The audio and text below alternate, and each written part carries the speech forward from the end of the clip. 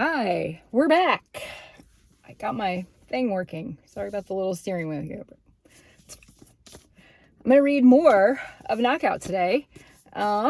We ended kind of almost at the bottom of page 13 here, where Levi was kind of complaining about Timothy trying to be like his boss and his dad and his brother and all the things all at once. So Levi had put his earbuds in or whatever and was like, I'm going to listen to the band with no name instead of Timothy. And 10 points to you if you understand the reference, the band with no name. All right, here we go.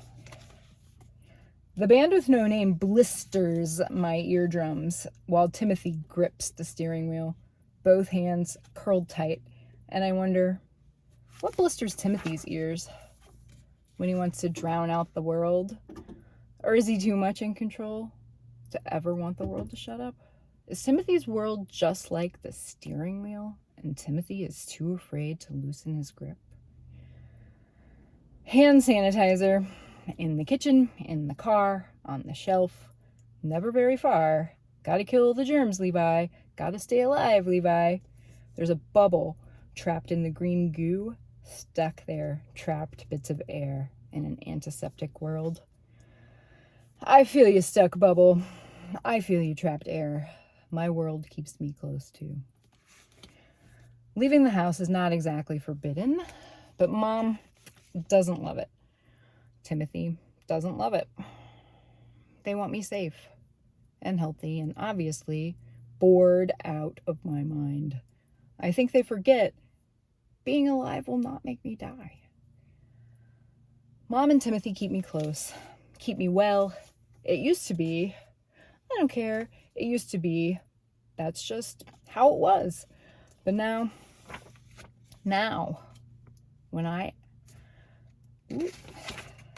when something is changing, wait, did I just skip like a trillion pages? Huh. But now, something is changing. My insides feel like leaves blowing, blowing, a storm coming. I want the wind to catch me, carry me off, break me free. I don't want to be stuck inside, tangled, caught in the branches anymore. When I need to be alone, I sneak away, hide in my tree. I can be me. I am short, not tall. I am small, not big. I like to move, zoom, dash, fast. I am Levi. I am fine. Can anyone see that? Can anyone see me? Timothy reaches over, pops out one of my earbuds. Breathing easy. This is what Timothy and I say instead of hi, or how are you, or what's up. We've said it as long as I can remember. I used to think everyone said it until on the first day of kindergarten, Tam said, huh? When I asked her, breathing easy? And that was my first hint that maybe my life is more zigzag, zigzag, zigzag different than everyone else's. Straight line. There's a cool zigzag for you. Breathing easy, I answer, popping my earbud back in. His eyes glance from the road to me, to the road. He wants me to say more, but right now breathing easy is all I got. I try not to feel different even though I'm small. Even though all vacations are to Cincinnati, where I am knocked out, scoped, poked, x-rayed, released like an animal caught in the wild. I try not to feel different, even though I am. The good news is that I can sit in my tree and know that Cincinnati isn't until summer. And even then, it's just a quick check, they promised.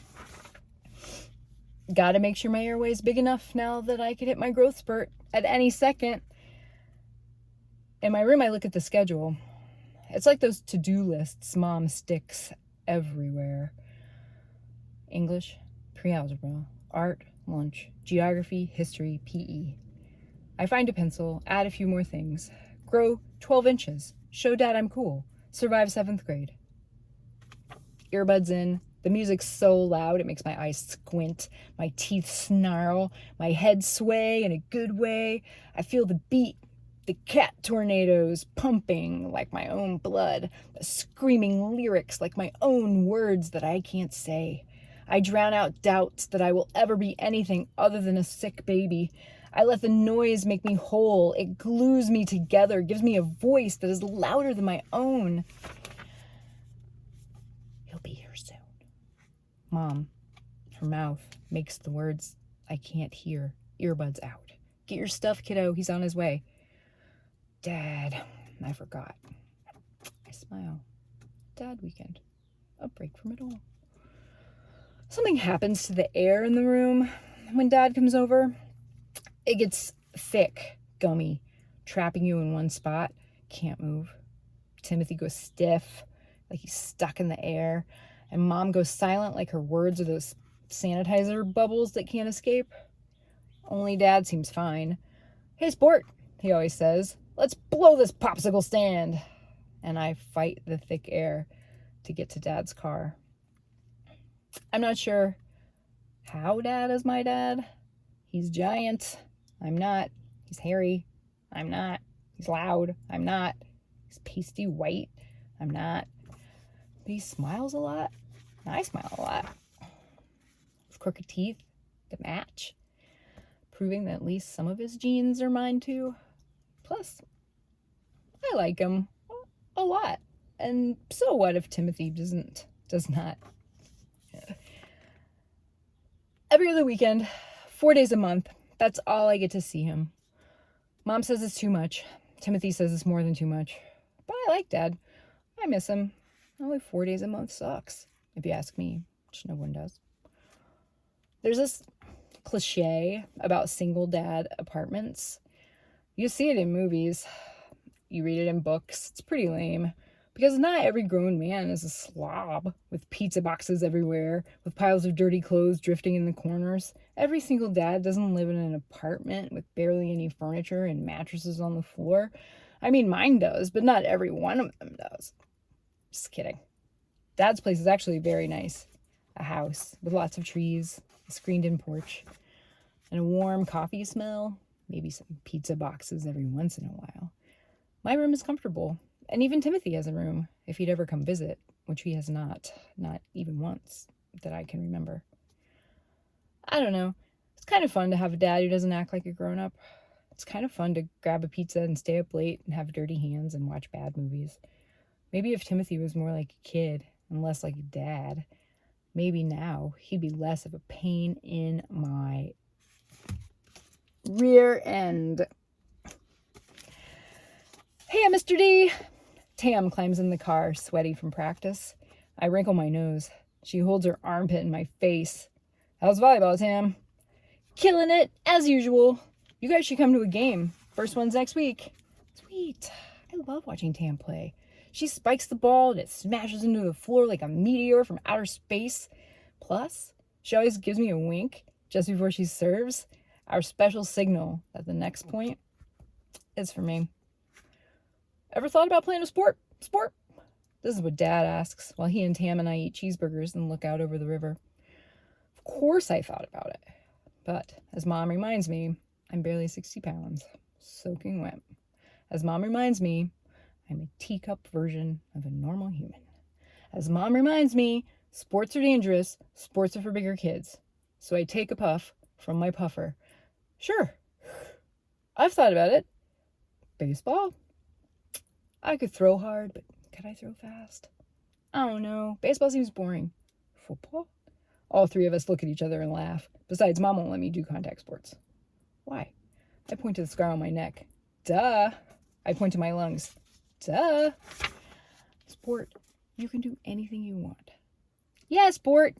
Tam winks and shoves me. Dad puts his hand on my shoulder. Choose something. I don't care what. I'll pay for it. I nod, thinking he's crazy. We won't tell Mom. He smiles, looks at Tam, holds a finger to his lips. You get a sport. We get a secret. Oh boy. My heart does a skip, jump, beat, skip, jump, beat, skip, jump, beat. This might be a terrible idea, but also it might be super fun. If being alive won't make me die, then maybe a sport won't either. There's your zigzag, zigzag. All right, I'll stop. It's like 10 minutes. I will read some more soon. And I'll do it earlier in the morning so it's not so hot in my car. And if you have any questions about this book or about writing or whatever, you can go to kaholt.com and fill out my contact form on there. It just sends me a note. Or if you're watching this in a class, you can tweet your questions to me, hashtag Team Knockout. Your teacher can. And I will do my best to answer your questions. All right. Bye.